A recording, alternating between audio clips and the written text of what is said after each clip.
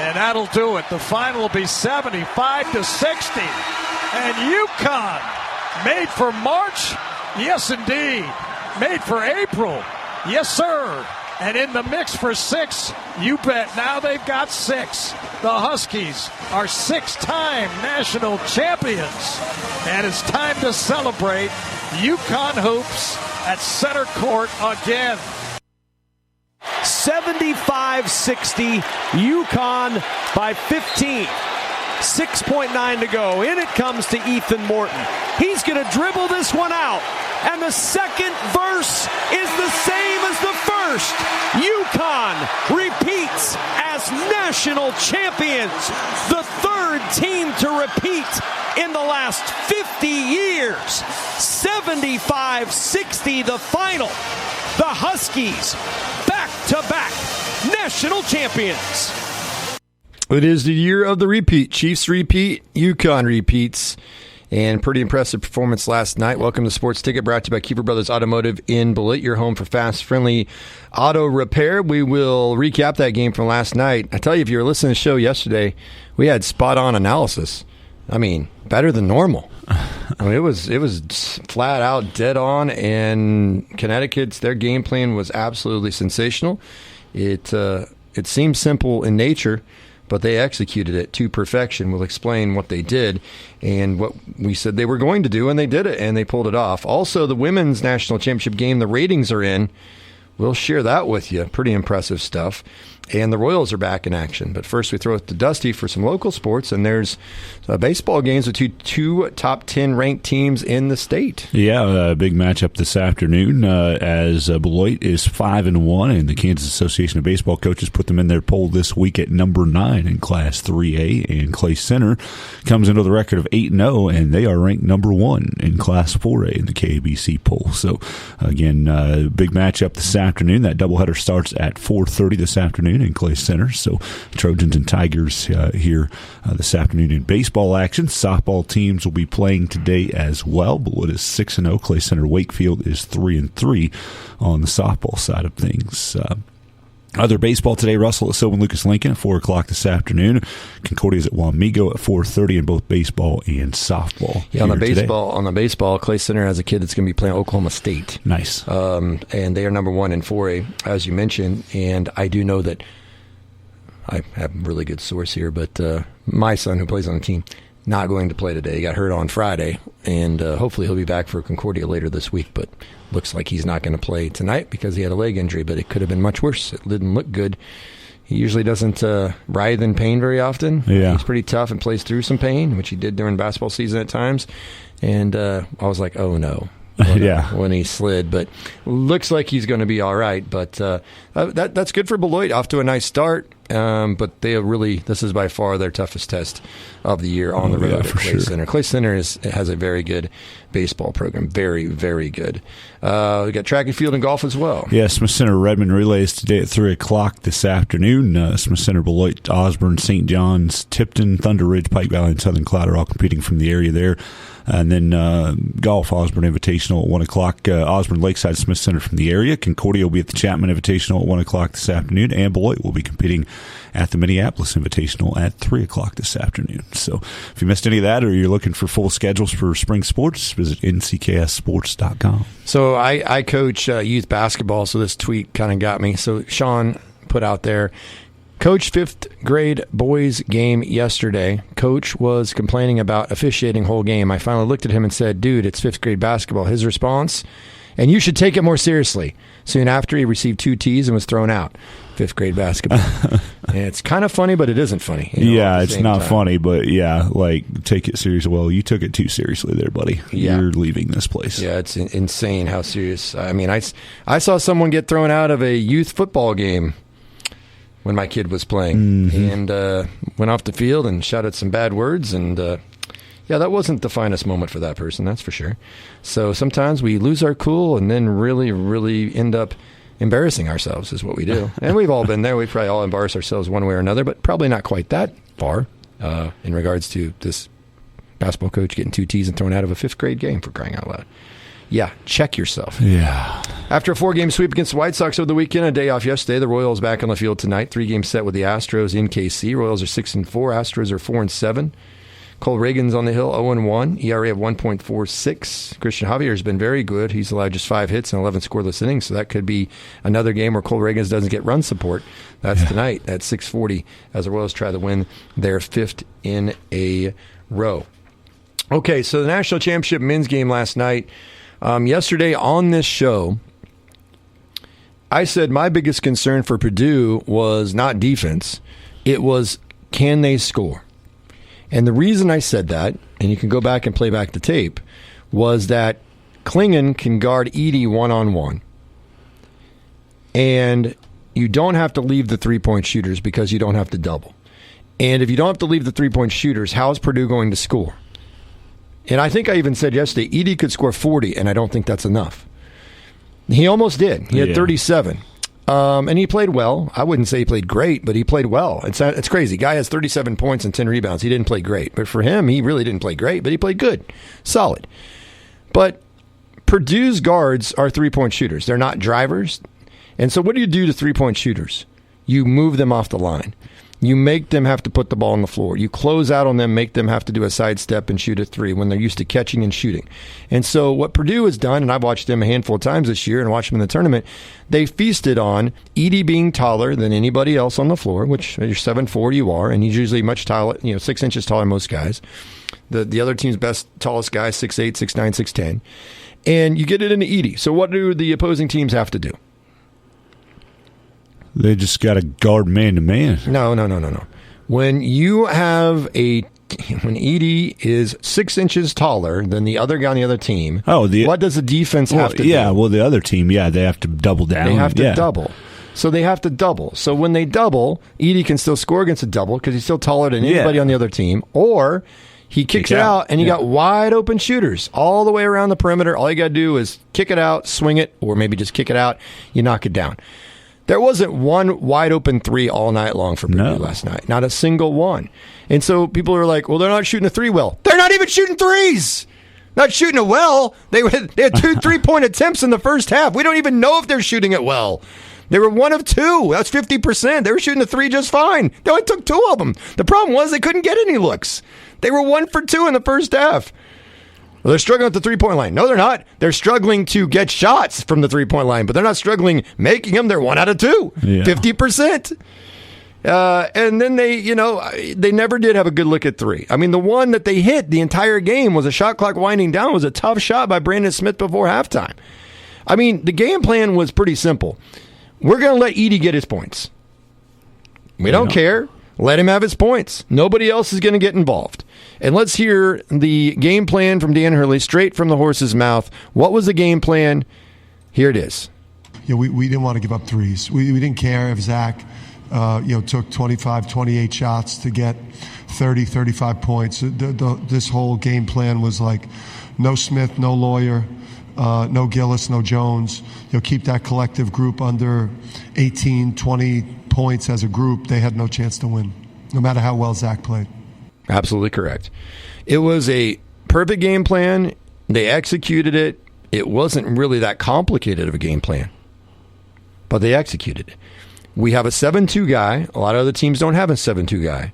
And I have to admit, Edey did better against Klingon than I thought he would. And they still lost by 15.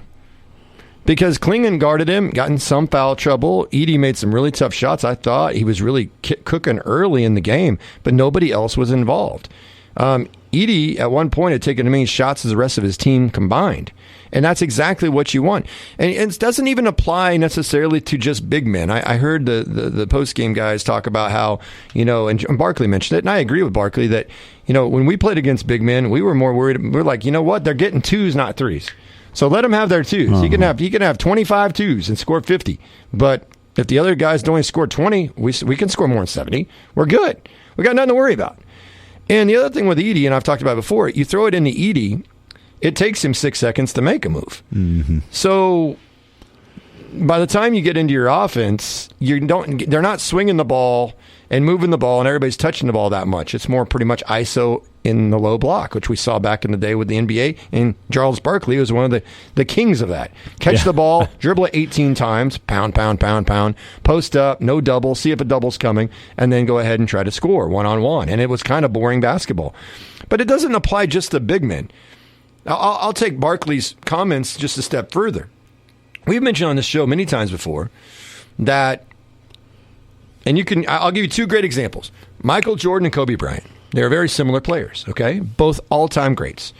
They were similar from the standpoint as they were known as scorers, and they were scorers. They weren't distributors necessarily. They could be, but they were known as scorers first. You know, LeBron has been known as a distributor and then a scorer, and he's the all-time leading scorer in NBA history, so he's also a scorer, by the way. I love when people say he's not a scorer. He's the all-time leading scorer in the NBA. Of course he is.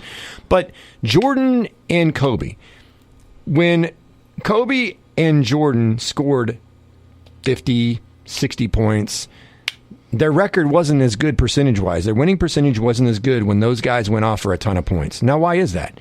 One, they took a lot of shots. Two, that means other guys aren't involved.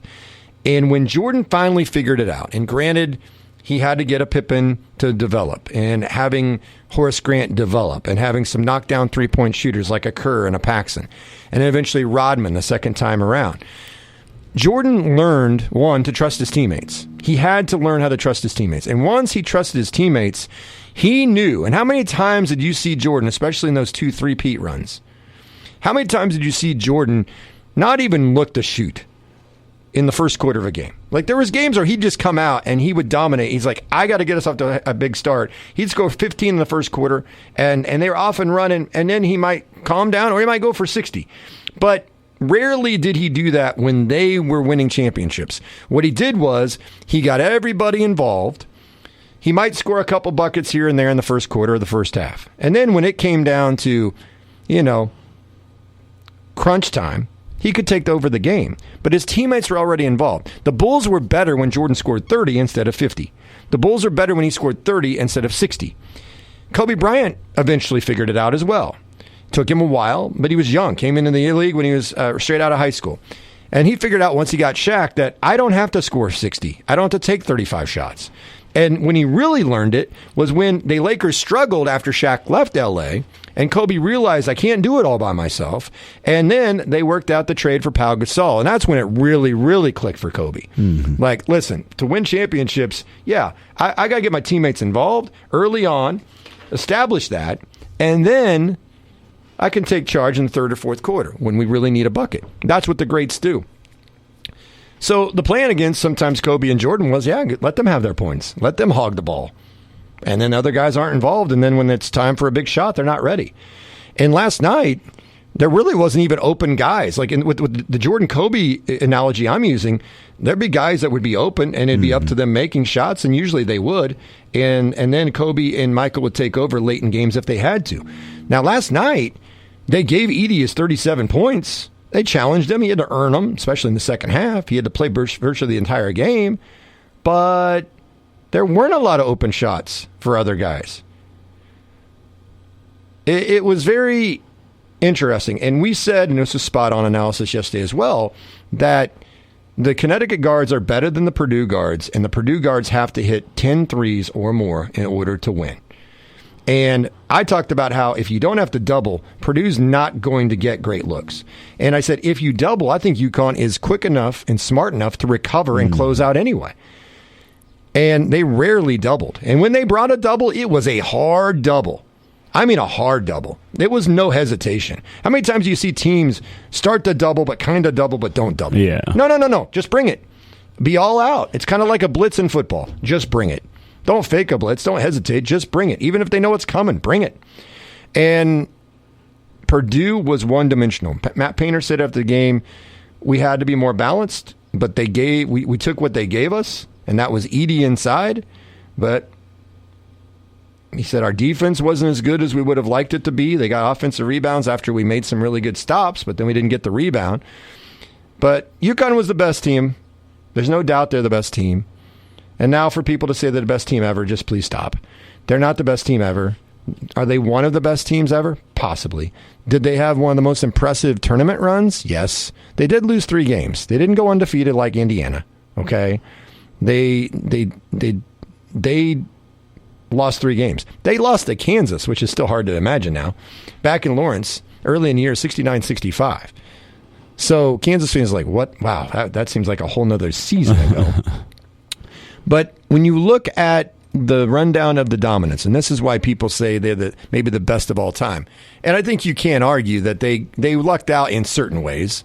I think my youngest said, well, they didn't play any of the best seeds. And I'm like, well, they did play Purdue in the national championship game. They were number 1 seed. But, when you look at it, last year they beat Iona by 24, St. Mary's 15, Arkansas 23. Didn't have to play KU at 1. Arkansas upset KU. Gonzaga, they won by 28. Miami by 13. Miami wasn't a 1. San Diego State by 17, and that was in the championship game. They didn't have to face a 1 in the Final Four last year. This year, Stetson, 16. Northwestern, they beat by 17. They beat Stetson by 39. Beat San Diego State by 30. Beat Illinois. Now, see, I would say that would be one of the tougher ones, and they had a 30-0 run in that game. Won by 25. Alabama was a 4 seed. So they didn't have to face 2 juggernauts in the Final Four. And then Purdue was their toughest matchup. Last year and this year, that was their toughest matchup on paper. They finally had to play a 1. And they beat them pretty handily there in the second half. I knew Purdue was going to be uphill climb. But I knew Purdue, in my opinion, and I felt this at the time, I thought Purdue was toast at halftime. Because Edey played really well. I thought Purdue played well, and they're down 6. I thought Purdue played pretty well in the first half, and they were down 6. And the pace of play was in favor of UConn. Hurley wasn't all riled up going into the break. When they interviewed him, he was kind of like, oh, we're happy with the way this is going. And I was like, Purdue is dead in the water. The only way they had a chance, in my opinion, was they had to have a run to start the second half. And, of course, that's not what happened. Connecticut instead had the run, and they went on to go up by as many as 18. Tristan Newton was the most outstanding player of the tournament, 20.7 assists. But you could have had Klingon. Cam Spencer, I think, was the glue of this team. He was sensational in the Final Four in the tournament. And I didn't watch UConn a lot during the year. But I read a story, and this is going to be hard to believe for KU fans. But you know who the number 1 transfer shooting guard in the portal was? Nicholas Timberlake. Do you know who was second on that list according to an article I read? Cam Spencer. Yeah. You talk about opposite spectrums of what they accomplished. Now, would Cam Spencer have done what he did at UConn? Would he have done it at KU? Don't know. Depends on the fit. Obviously, he has a better team around him. And who knows? He goes to KU, still have the injuries. It doesn't matter. If Timberlake goes to UConn, maybe it's a better fit for Timberlake, and it's the same result. I don't know, but that Cam Spencer kid, I mean, he did everything. He rebounded. He tied up people. He got on the floor. He cut. He passes. He handles the ball. He can shoot the 3. I mean, he's an outstanding player. Just a very solid player. And he was a transfer from Rutgers. Yeah.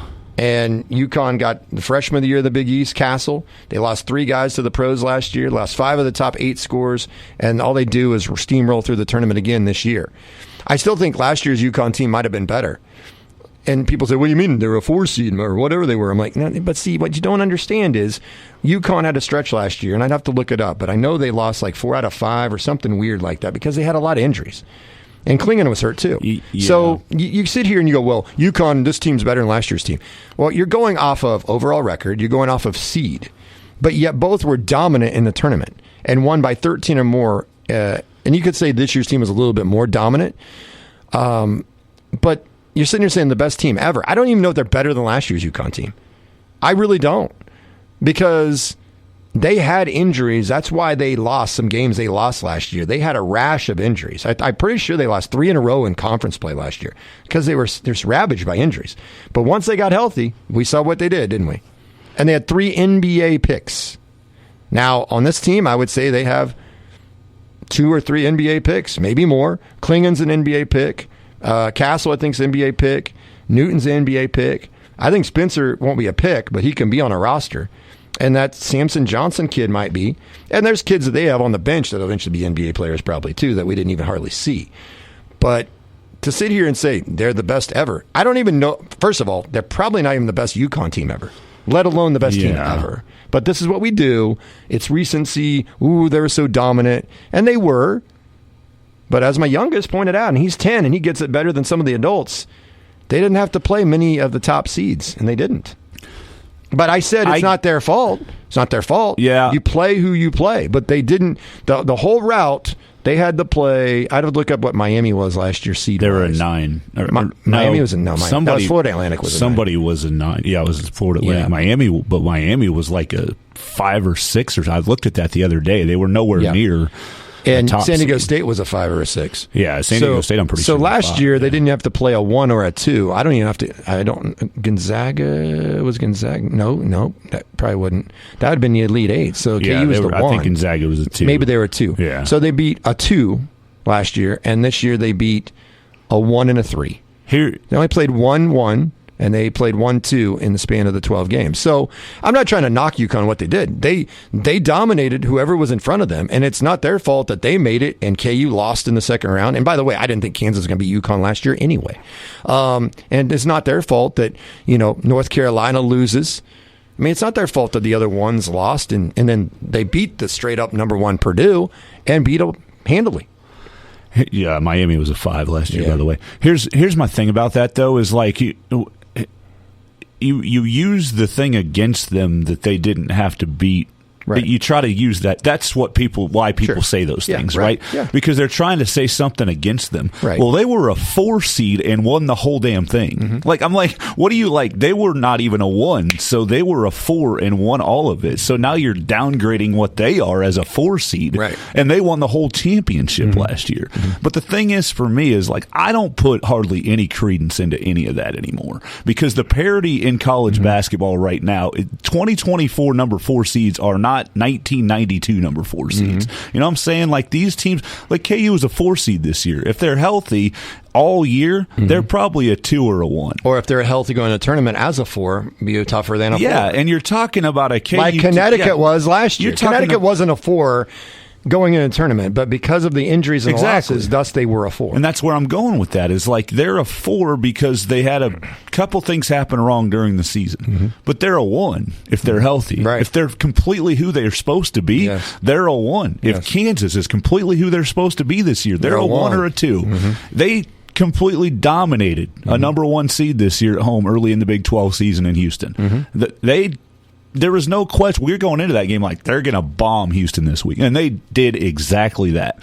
But then they started having injuries. McCullough didn't play. They beat UConn. They beat Tennessee, who's the Elite 8. They beat UConn, and they beat Houston by 20 or whatever it was at KU. And I just, when people start talking about those kind of things in 2023, 24, whatever year it is, I don't even entertain it. Like, I'm just like, the path is the path. Who cares how you got there? You won a national championship. And I just think it's funny that they'll say that they didn't have a tough path. Well, they were a number 4 seed and should have had a tougher path than they did. Okay, you got lucky that KU got beat by Arkansas, and you didn't have to play a number 1 seed there, but you did still have to play the 2, I think, to get to the Final Four, and you were a 4 seed yourself. And all that stuff just drives me nuts when people try to downgrade somebody's championship. Well, see, they did it with the Nuggets last year in the NBA. It's like, no, they played the teams that were ahead of them and dominated. And I'm with you because Connecticut dominated. These were not close games. Right. I'm with you. I'm presenting both sides of the coin, by the way. Absolutely. I'm not telling anybody which way I believe. I believe that, I'll tell you what I believe. I believe UConn is obviously is legitimate. I think UConn was outstanding, and I don't think it mattered who they played. I don't care if it was they had to play 1s and 2s and 3s and 4s and the high seed all the way through. I don't think it would have mattered. I truly don't. I think they were that better than everybody else. And they just beat. Everybody talked about how Purdue and UConn were 2 best teams all year long, and they beat them by 15 and absolutely shut them down defensively. It couldn't even get 3-point shots off, let alone make them. So UConn is legitimate. Where my argument comes in, and it goes back to tying in what you said, ironically in a different way, is I get tired of, you just mentioned what you get tired of. I get tired of as soon as somebody wins something, we immediately have to say, we can't just settle with, they're the best this year. Yes. We have to start saying, compare them to other eras or other champions And then we start saying, well, they're clearly better. They're clearly better than last year's UConn team. And that's like, now there's a shot against UConn that you just were explaining. UConn was a 4 seed. People are like, well, of course UConn this was better because they're a 1 and they dominated. And yeah, last year UConn's team dominated, but they were a 4. But this year's team didn't have the whole bunch of injuries at the same time as last year's team. Like if you put that starting 5 versus this starting 5, I think it'd be one amazing game. I'm not going to tell you for sure who would win, but I don't even think you can actually just flat out say, well, this UConn team is the best team ever. No. I don't even know if it's better than last year's championship team. I don't know if it's better than all of their championship teams because now they have 6 championships in 6 tries. They're 6-0 in the national championship game. They have 6 titles in the last 25 years, okay? And there's a lot of years they didn't even make the tournament. But when they make it, they do it.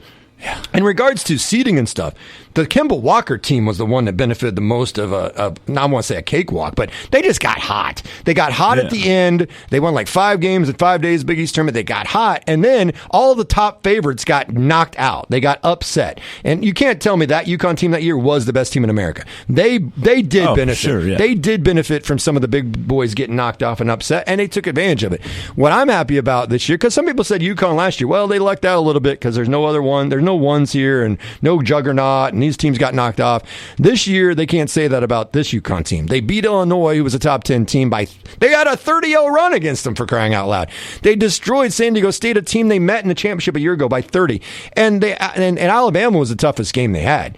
And then they just, another gear, 56-56, 8-0 run, game over. And then Purdue, like I said, on a normal year, Purdue might be your national champion, but because UConn was so good and so dominant. So I'm with you. Let's not degrade what they did because of the path they had to take. They played everybody that kept winning, and they kept destroying everybody that kept winning. And it's not their fault the other teams didn't win. They just simply did what they're supposed to do. I've talked about this before, too. When people talk about, how weak the schedule is. Okay, first of all, it's not the Royals don't control the schedule if you're talking about the Royals schedule, or if you're talking about the Chiefs schedule. The Chiefs and the Royals don't control the schedule, okay? Yeah. And the athletic directors in high school control the schedule. So you say, that's pretty soft. Well, guess what? You'll eventually be exposed. If your schedule is really, really soft, you will be exposed. But you just have to play whoever's next on your schedule. That's as simple as that. As players, as coaches, you just focus on the next date, the next opponent. You get the scout. And it's Bill Murray's son, by the way, comedian Bill Murray, actor. His son was the one that had the scout on this one, and it was brilliant. Just let Edey have his stuff. We're not going to double. And Lawyer and Smith are not going to beat us off the dribble. And Jones is not. And him getting foul trouble, I think, hurt Purdue, no doubt, last night. But UConn was clearly the better team, despite Edey having 37 points on 15 of 25 from the floor, 10 rebounds. As Dan Hurley said, we were okay if he took 35 shots. We didn't care. Let him have his points. Yeah. We're going to hold the rest of the guys to under 20. Guess what? That's what they did. Lawyer didn't even score. Okay, and he played great in the Final Four. Braden Smith had 9 in the first half, couldn't do anything second half. They took just 7 attempts from beyond the arc. They made 1. And by the way, the 7 3-point attempts, and this is a game now in basketball at every level. It's about the 3-pointer. Purdue's 7 3-point attempts was the fewest by a team in a title game since, ironically, UConn in 1999 when they won their first title. It's the fewest by any team in the entire tournament this year. And the one made 3-point shot tied for the fewest in a title game. And we're in 2024, not when the 3-point line was just established. Okay? It is pretty amazing stuff. Purdue entered the game second in the country in shooting 41% from 3, only attempted 7. UConn finished the year 37-3. Their last loss was to Creighton by 19 points, I believe it was, in Omaha. They lost to KU. It was the only non-con game that they lost this year, and that was in Lawrence. It's never easy to win an outfield house, as everybody knows. But UConn was such a good, balanced team that you could argue easily that Klingon, Spencer, Newton, even Castle, you could have picked any one of those 4 to beat MOP. Mm-hmm. You easily could, and nobody would have argued with you. And that shows how great this team was. Here's Danny Hurley on building this year's championship team for UConn. We recruit really talented NBA players that are willing to not make it about themselves and to be a part of a winning group and to go for all the championships. And while doing that, their draft stock still is really, really high. So we both win. Uconn wins and the players win. Yeah, no question. Back-to-back titles. And then Danny Hurley went one step further. UConn's been running for the last 25, 30 years. UConn's been running college basketball. And I see all the former champs over there. And we've been running college basketball the last 30 years. Let's go. Now, when I first heard that comment, I thought, okay, he's pretty arrogant, a little bit. And then I got to thinking, I'm like, he's right. I mean, he's not speaking lies here. No, he's right. 6 titles in 25 years, and they haven't lost a title game. Now, there's been years they don't even make the tournament. They've had some stretches not so good, but when they get there, make their run, they get it done. You want to talk how spoiled Uconn fans are? The Uconn women are 11-1 in national championship games, and the Uconn men are 6-0. So 17 titles and 18 tries. Yeah, that's insane. That is insane. Yeah. That is absolutely ludicrous. Just like the commercial, right? It's insane what they were able to do. And how spoiled are you as a Uconn fan? Oh, no, your women only made it to the Final Four. Yeah. And you're screaming about an illegal screen that was an illegal screen. But it is the most this is the most dominant run through a tournament that I've seen since, I don't know, UNLV. I mean, for me, UNLV, when they won the title and then didn't go back-to-back, and they should have, but Duke, caught them off guard. I think UNLV was cocky and confident because they had blown out UNLV by 30 in the national semis the year before, or it was the national championship game by 30. UNLV was one win away from perfection, couldn't get it done. They're one win away from going back-to-back. And that's why I was like, the only thing that holds me back with UConn yesterday was, sometimes weird things happen when you're one win away from getting something accomplished. But as you said, you had your chances earlier, but now I don't think it's going to happen. And I felt like the matchup was really good for UConn, and they took advantage of it. Where does UConn rank? I don't know. I honestly don't really care. They won the national championship. But I will say this. I can't think of a more dominant run in the tournament. And you talk about parity, but there was no parity here. That was dominance. It was, yeah. In a parity-filled college basketball landscape, where NC State can load up on transfers and make the Final Four, where Alabama can lose 3 of their 4 coaches and lose some of their top scorers and just reload and get to the Final Four. It is amazing how dominant they were, and they did not play all these low seeds all the way through, as some people may try to tell you. It's the most dominant run I can think of in the NCAA men's tournament since, and I'm probably maybe forgetting something, but I'm talking in regards to winning it. You can't say you're dominant and you lost in the Final Four. Kentucky was pretty dominant, but they lost in the Final Four, and they were undefeated that year until that loss. Kansas was dominant, lost in Sweet 16. No. You have to win it all to be dominant. I'm talking a dominant run all the way through. North Carolina, I think, won every game by double digits when Sean May and Roy Williams, remember Sean May, and I think Roman Felton, they won every game by double digits. I didn't think they were as dominant as this team at all because they didn't win games by 30 or have 30-0 runs or anything like that, which is unheard of. But the last team I can think of that won a national championship that was dominant and made a dominant run through the season, and then on top of that, made a dominant run through the tournament, would be UNLV in 1990. They won the national championship by 30.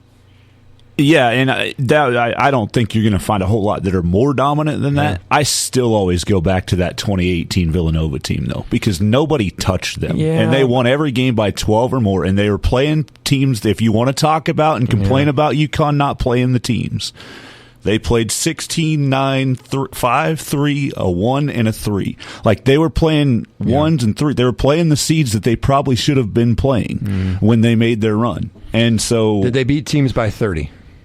They early in the tournament did, and then they won by 17 over a 3-seed Michigan in the championship and won by 16 over a number 1 seed Kansas. Yeah, I saw that one in person. That's what I'm saying. Is like they were dominant against teams that were seeded very, very high in that tournament. Yeah, and that's for some reason that's the one that and I'm not saying you're wrong and I'm right. I'm just saying the one that always comes to my mind is that one because they were just nobody touched them that year. See, to me, when I never thought of them as dominant, but that does fit dominant. And it's not. I didn't think of them as dominant because they shot a ton of threes. Yeah. Like this team, UConn had It's a different 7-2. style, yeah. No they doubt. had 3-point shooters. They had drivers. They were, and I don't know how much UNLV trailed, but this is an amazing stat. They've trailed all of 53 seconds in the second half in the last 12 tournament games. Yeah. I'm guessing And somewhere I'm not. Villanova probably was trailing at some point in the second half, but maybe they didn't.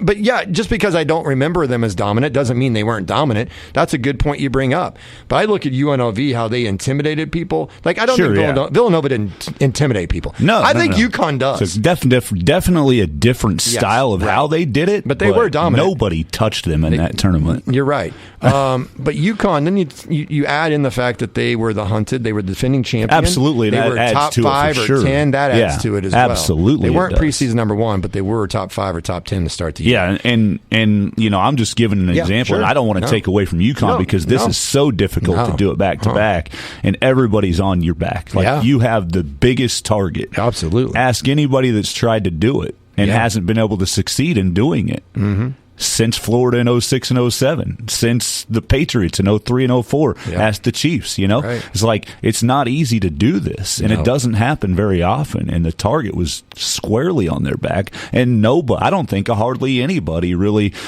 wanted to believe in them, but they had to believe in them.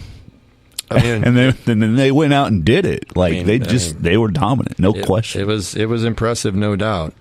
So Dan Hurley has something in common now with his big brother, other than the Hurley name, because Bobby Hurley, who I despised, who was the point guard for Duke's national titles in 91 and 92. Now, keep in mind, if they don't upset UNLV in 91, they don't go back-to-back. Exactly. And UNLV would have. Instead, they go back-to-back to beat Michigan in the Fab Five in 92.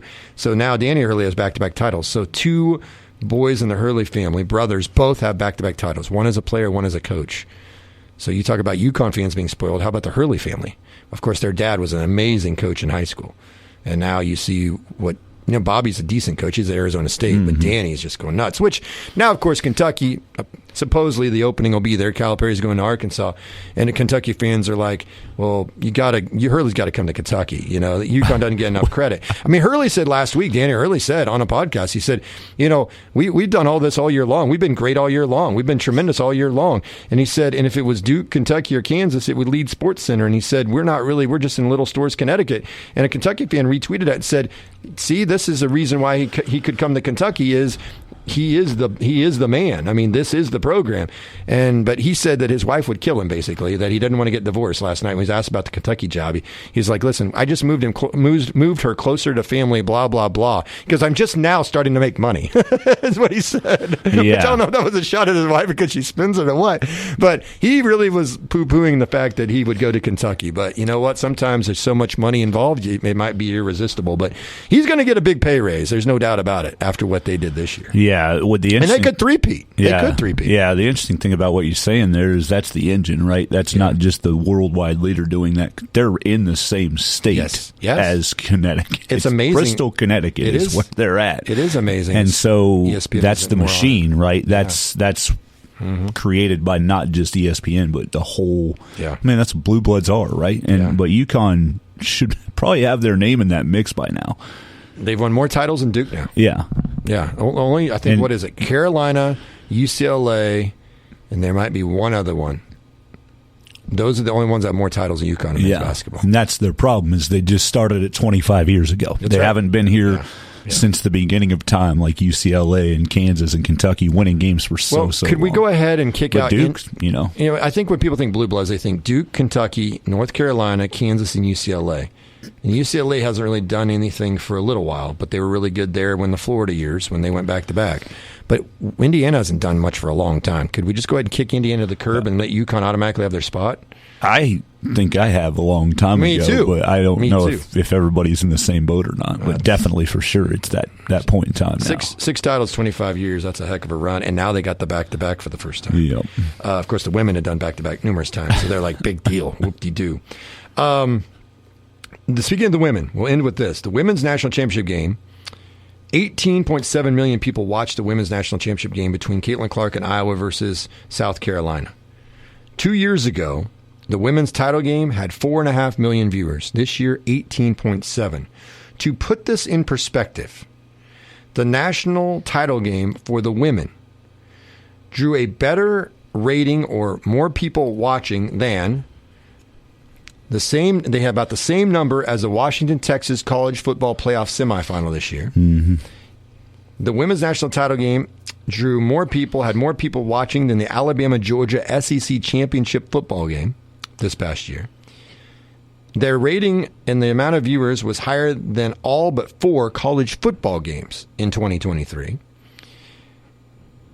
More people watched the women's national championship game between Iowa and South Carolina than any World Series game since Game 7 of the 2019 World Series. Every NBA Finals game since Game 5 of the 17 NBA Finals. Every Daytona 500 since 2006. And every Masters final round viewership since 2001. Let that sink in for a second. Women's college basketball, as one friend of mine said, nobody cares. You're an idiot. Okay? Sorry, buddy. You're a friend of mine, but I'm going to call it what it is. That is a crutch because you can't stand that people care. It's a sexist comment / you're lazy. It's lazy sexist comment is what it is.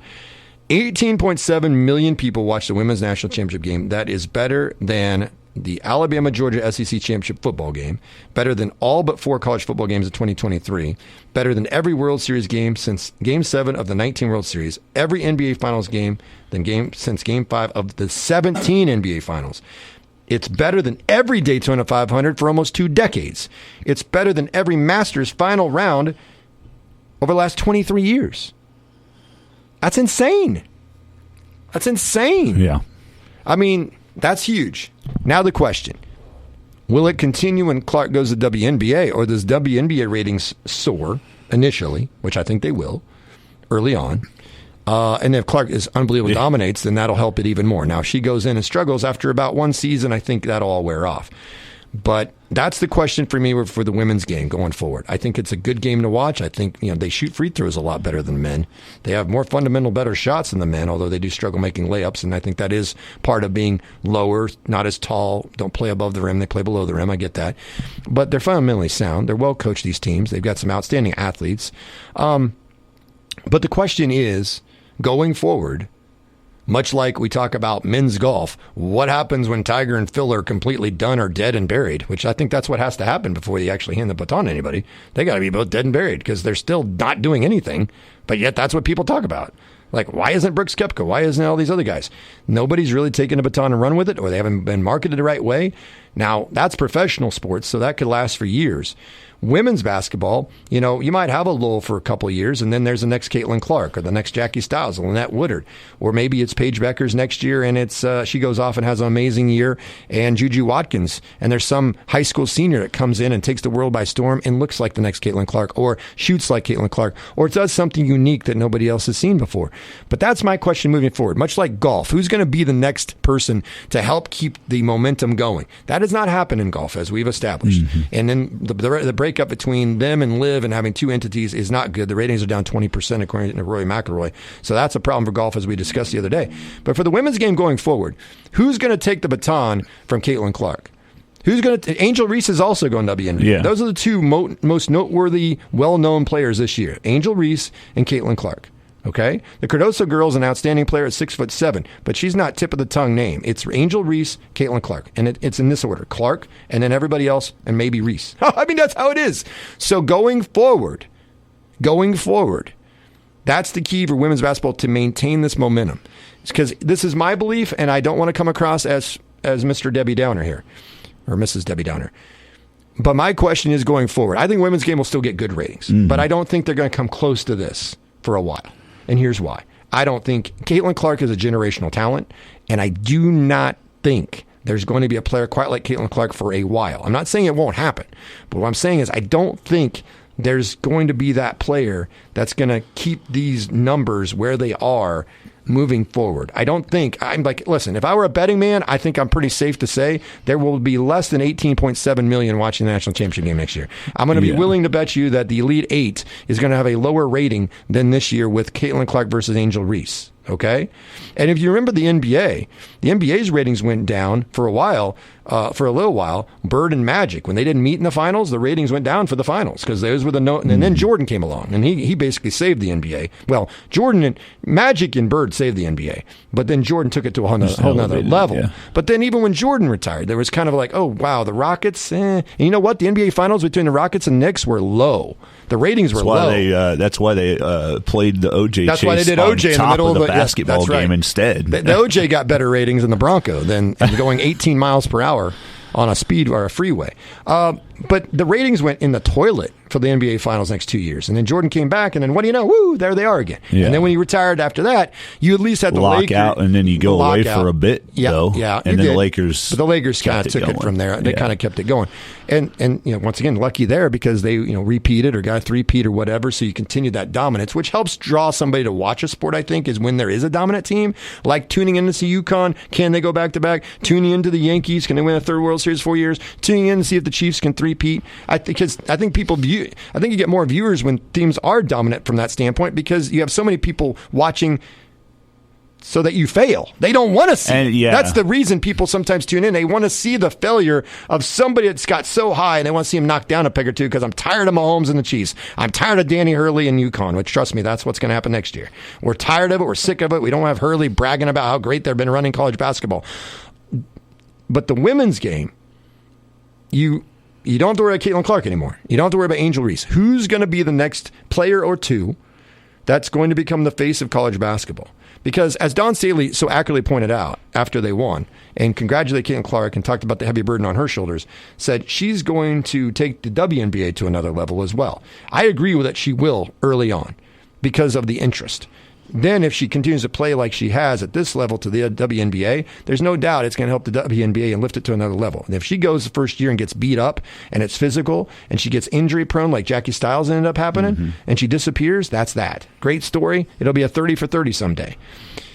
But I don't know who the next people are to take the women's game and keep it where it is because it's star power that drove this thing. And the college women's game has not had star power. You could argue it's never truly had it because it never truly captured America's attention. Jackie Stiles, if she was in today's society, she would have. Yeah. But you didn't have all this stuff. Lynette Woodard was before her. She became the first ever Harlem Globetrotter. But you didn't have all the coverage as you would now. Can you imagine if Caitlin Clark was on the Globetrotters right now, or suddenly she was a 12th person on the USA men's team or something weird like that? Well, we're going to have a woman on the men's team. What? That's a men's team, but whatever. I just don't know how you follow this up. Is my thing. I hope they can. The thing with Caitlin Clark is so hard to replicate. Yes. Not only because of what she does as far as scoring and the way she plays the game, there's so many deep levels to that. I've been watching women's basketball. How many coaches will let you play time. like that? Exactly. I've been watching women's hoops for a long, long time, and I'll tell you right now, a lot of the years I'm more focused and zoned in and concentrated watching a women's championship than I am the men's. Yeah. Just depending on what the matchup is on the men's side, I might have more interest in it, right? But the women have always, for probably say 10 to 15 years, probably been more fundamental than what's going on in men's basketball, right? They do the things correctly, but like you said, they're not playing above the rim, and that takes some of that away, right? That takes some of the excitement away of what women's basketball is. But back to the Caitlin Clark thing is like, okay, Juju Watkins, I think, is probably who we're probably going to have to try to latch on to right now. If I was going to give you a name today, and if you asked me, I would say latch on to Juju because she's leading that team as a freshman and might have a couple, 3 more years here depending on what she wants to do. But you can't latch on to somebody. Here's the problem with like a South Carolina, right, is they're so good as a whole that not one person is always standing out. Like Cardoso stands out obviously because of her stature, but there's so many team players on that team that can do a lot of things, and South Carolina has built up what's kind of a little dynasty right now in women's basketball. And who can tell me a name of a former South Carolina player? If you're a casual fan, like Asia Wilson, like that's everybody, about the only exactly. one I can think of. If you're running into it like everybody else did with Caitlin Clark, name a South Carolina player from this run, and Asia Wilson's the only one that I think anybody would even come up with. I can come up with Aaliyah Boston, and many people can. But that's what I'm saying, though. Right? What you just said, I forgot about her. Listen, we know the names of the Iowa players right now because we watched them. But a year from now, next WNBA opening day, in a few months, are we going to remember anybody else who played for Iowa? Like, I will because I watched him play, but you're casual like what you just said. I forgot about Aaliyah Boston, who was actually on the broadcast for the national championship on the panel there at ESPN. Is like, that's the problem with it right now. It's like, that's why it's so hard to create that. Yes. Nobody's even remember Hannah Stokey. Nope. In 4 months when Caitlin Clark is with the Indiana Fever. Right. And it's there. That's the problem. I'm going to say the problem. That's the issue here. That's what they have to figure out of how can we continue to keep this going. And you also have to have somebody that's willing to go play at Iowa, to go play at Indiana in women's hoops, to go play at Kansas. You know, somebody that might just be that generational talent that says, no, I'm not going to UConn. Right. I'm not going to South Carolina right now. And so that's the difficult part of it is I can name a lot of women's basketball players on championship teams going back to probably Sophia Young for Baylor in 2005. I'm not normal in that way, though. Right. People don't watch women's basketball that way. No. And so this is why they're growing, and this is why Caitlin Clark was so important to what they're doing. And if you wonder how important Caitlin Clark is, teams are already selling tickets for their games against the Indiana Fever in the WNBA, and she's not even been drafted number one yet. Yeah. What if some? That's what my youngest said. What happens if Clark isn't the number one pick? Yeah. And I said, well, whoever it is as number one pick doesn't take Caitlin Clark, they're an idiot. Because even if she doesn't even have a good career, they're going to sell a ton of tickets and sell out. It's like I saw the Phoenix Mercury had a Twitter post yesterday, and it had the picture selling tickets for their game against the Indiana Fever in Phoenix. And it says the Rook, right, with 22 on a shadow in the back. Like, they know. Oh, sure. And so now that's what I'm saying. That's how big of an impact she has that transcends what she did at this level going to the next. And so now you got to sustain that if you're Caitlin Clark, though, too, to keep that for the WNBA. I don't know how much it's going to help ratings, but people are definitely going to buy those tickets the first time she comes around. She's going to another league, and she's no longer being college basketball. You know, one thing that helped the women's game for a while there, too, is Uconn was dominant, so people tuned in, maybe not necessarily for a player, but they tuned in because they wanted to see Uconn lose. Yeah. They wanted to see if they could win another title and another title and another title, and they had this long winning streak a few years ago. And people tuned in because they wanted to see them finally lose or see if they keep the winning streak alive. Now, you know, with Caitlin Clark going to the WNBA and a few other really good players, but that's the main one, and she's all over commercials, that helps as well. She's been marketed very well, and they'll do the same thing in WNBA, and they're licking their chops right now, as you just pointed out. All these other teams are already promoting when she's going to come to town. She hasn't been drafted yet. But, you know, I don't think South Carolina moves the needle that Uconn did, unless South Carolina wins 4 out of 5 or whatever. So you have a dominant team, no doubt. They've won 2 of the last 3 titles. They've lost 1 game last 2 years. They're a very dominant team, but they don't have the brand name Uconn quite yet. So you don't have that brand name dominant team, even though they are dominant. South Carolina has been the last few years. And then you also don't have the generational talent unless Juju Watkins, or like I said, some high school senior takes the world by storm next year. The other problem with Juju Watkins is she's on the West Coast. Yeah. Now, Steph Curry's on the West Coast too, so people can say, well, what's the difference? Well, that's a little bit different. NBA, WNBA, so forth and so on. But in regards to college, I think one of the great things about Caitlin Clark was she was Central Time Zone. Everybody could watch her. You didn't have to stay up way too late. I mean, you know, East Coast would be fine too, I guess. But the West Coast, how many times do we hear nobody knows how good the Pac-12 is because the games start when I go to bed? So are you going to have Juju Watkins going to be the next generational talent, or you have to watch her, but you have to stay up past 11 o'clock in Kansas? Yeah, probably not. No. Probably not. So that's one of the things against Juju Watkins that she has to deal with. Yep. So we'll see what happens moving forward, but there's no doubt that the women's game's in good shape now. The question is, what's it going to be like when these great talents, including Clark, are no longer in the game, and they aren't now, starting and moving forward. So there you have it. 10:02 is our time. 47 degrees. This has been the Sports Ticket, brought to you by Kiefer Brothers Automotive in Beloit, your home for fast, friendly auto repair.